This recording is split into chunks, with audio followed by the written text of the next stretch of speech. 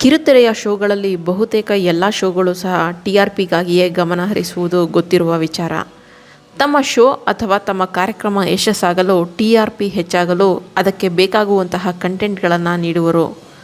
ಅದರಲ್ಲೂ ಇತ್ತೀಚೆಗೆ ಕೆಲ ವರ್ಷಗಳಿಂದ TRPಗಾಗಿ ಎಮೋಷನಲ್ ಕಂಟೆಂಟ್ಗಳನ್ನು ತರುವುದು, ಹಾಗೆಯೇ ಸ್ಪರ್ಧಿಗಳನ್ನು ಆಯ್ಕೆ ಮಾಡುವಾಗ ಅವರ ಹಿನ್ನೆಲೆ ಹಾಗೂ ಕಷ್ಟಗಳನ್ನು ಕೇಳಿಕೊಂಡು ಆಯ್ಕೆ ಮಾಡಿ ಅವರ ಕಷ್ಟಗಳನ್ನು TRPಯ ಸರಕುಗಳಾಗಿ ಮಾಡಿಕೊಳ್ಳುವುದುಂಟು.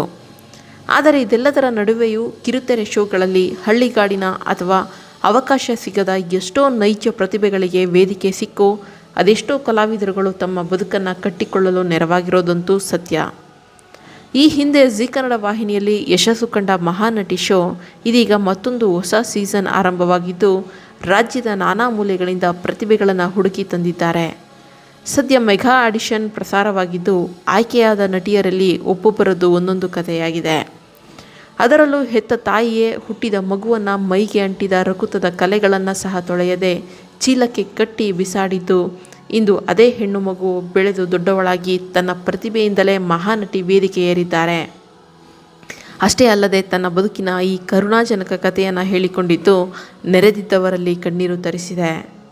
ಹೌದು, ಜೀ ಕನ್ನಡ ವಾಹಿನಿಯ ಮಹಾನಟಿ ಶೋ ಸೀಸನ್ 2 ಆರಂಭವಾಗಿದೆ. ಈ ಬಾರಿಯೂ ಅನೇಕ ಯುವತಿಯರು ತಮ್ಮ ಬಣ್ಣದ ಲೋಕದ ಕನಸನ್ನು ನನಸು ಮಾಡಿಕೊಳ್ಳಲು ಮಹಾನಟಿ ರಿಯಾಲಿಟಿ ಶೋಗೆ ಕಾಲಿಟ್ಟಿದ್ದಾರೆ. ಸದ್ಯ ಮೆಗಾ ಆಡಿಷನ್ ನಡೆಯುತ್ತಿದ್ದು ಇದರಲ್ಲಿ ಬೀದರ್ನಿಂದ ಬಂದಿದ್ದ ಸ್ಪರ್ಧಿ ಬೀದರ್ನ ದಿವ್ಯಾಂಜಲಿ ಅವರು ಎಲ್ಲರನ್ನ ಭಾವುಕರನ್ನಾಗಿಸಿದ್ದಾರೆ. ಮೆಗಾ ಆಡಿಷನ್ನಲ್ಲಿ ದಿವ್ಯಾಂಜಲಿ ಅವರು ಹುಚ್ಚಿಯ ಪಾತ್ರವೊಂದನ್ನು ಮಾಡಿದ್ದರು. ಎಲ್ಲರ ಹುಬ್ಬೇರುವಂತೆ ಅಭಿನಯಿಸಿದ್ದರು. ತೊಟ್ಟಿಯಲ್ಲಿ ಬಿಸಾಕಲ್ಪಟ್ಟಿದ್ದ ಮಗುವೊಂದನ್ನು ಹುಚ್ಚಿಯೊಬ್ಬಳು ತೆಗೆದುಕೊಳ್ಳುವಂತಹ ಮನಮಿಡಿಯುವ ಸ್ಕಿಟ್ ಅದಾಗಿತ್ತು. ನಂತರ ಜಡ್ಜ್ಗಳಿಗೆ ಇದರ ಬಗ್ಗೆ ಹೇಳುತ್ತಲೇ ಎಲ್ಲರೂ ಭಾವುಕರಾಗುವಂತಹ ತಮ್ಮ ಬದುಕಿನ ನಿಜ ಕಥೆಯೊಂದನ್ನು ಹಂಚಿಕೊಂಡರು. ಇದು ನನ್ನ ವೈಯಕ್ತಿಕ ಬದುಕಿನ ಕಥೆಯಾಗಿದೆ. ನಾನು ಅನಾಥ ಹುಡುಗಿ. ನನಗೂ ಹೀಗೆ ತಿಪ್ಪೆಗೆ ಬಿಸಾಕಿದ್ರು. ಹುಟ್ಟಿದ ತಕ್ಷಣ ರಕುತ ಎಲ್ಲ ಹಾಗೆ ಇತ್ತಂತೆ. ಹಾಗೆ ನನ್ನ ಚೀಲದಲ್ಲಿ ಕಟ್ಟಿ ಬಿಸಾಕಿದ್ದಾರೆ. ಬಾಲ್ಕಿ ಮಠದ ಡಾಕ್ಟರ್ ಬಸವಲಿಂಗ ಪಟ್ಟದೇವರು ನನ್ನನ್ನು ಬೆಳೆಸಿದ್ದಾರೆ.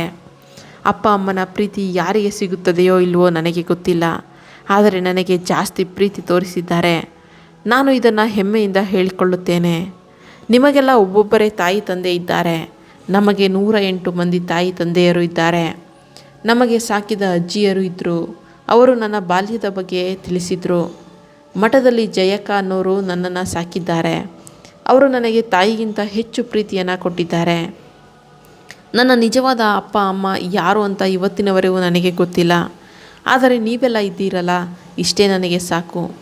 ನನ್ನ ಪ್ರಾಣ, ನನ್ನ ಫ್ಯಾಮಿಲಿ, ನನ್ನ ನಟನೆ, ನಾವು ದೇವರ ಮಕ್ಕಳು. ಅದಕ್ಕೆ ನಮ್ಮ ಅಪ್ಪಾಜಿಯವರು ಬಸವ ಶಿಶು ಮಕ್ಕಳು ಅಂತ ಹೆಸರಿಟ್ಟಿದ್ದಾರೆ. ಏಕೆಂದರೆ ನಾವು ಬಸವಣ್ಣನ ಮಕ್ಕಳು ಎಂದು ದಿವ್ಯಾಂಜಲಿ ಹೇಳಿದ್ದಾರೆ. ದಿವ್ಯಾಂಜಲಿ ಅವರು ತಮ್ಮ ಬದುಕಿನ ಕರುಣಾಜನಕ ಕಥೆಯನ್ನು ಹೇಳುತ್ತಿದ್ದರೆ ಮಹಾನಟಿ ಶೋ ಜಡ್ಜ್ಗಳಾದ ರಮೇಶ್ ಅರವಿಂದ್, ಪ್ರೇಮ, ತರುಣ್ ಸುಧೀರ್, ನಿಶ್ವಿಕಾ ನಾಯ್ಡು ಮತ್ತು ನಿರೂಪಕಿ ಅನುಶ್ರೀ ಅವರು ಸಹ ಭಾವುಕರಾದರು.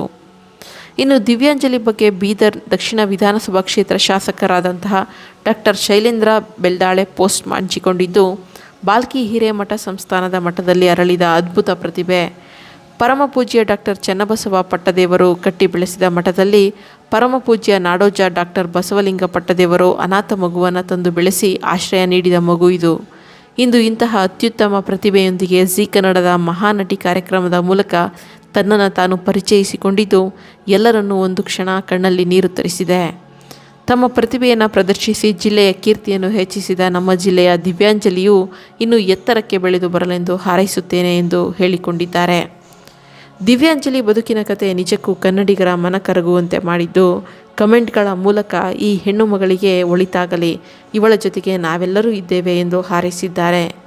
ಇನ್ನು ನಟನೆಯಲ್ಲೂ ಅಗಾಧ ಪ್ರತಿಭೆ ಹೊಂದಿರುವ ದಿವ್ಯಾಂಜಲಿ ಈ ಬಾರಿಯ ಮಹಾನಟಿ ಶೋ ಗೆಲ್ಲುವರ ಕಾದು ನೋಡಬೇಕಾಗಿದೆ. ಮತ್ತಷ್ಟು ವಿಶೇಷ ವಿಡಿಯೋಗಳಿಗಾಗಿ ವಾಹಿನಿಯನ್ನು ತಪ್ಪದೇ ಸಬ್ಸ್ಕ್ರೈಬ್ ಮಾಡಿಕೊಳ್ಳಿ.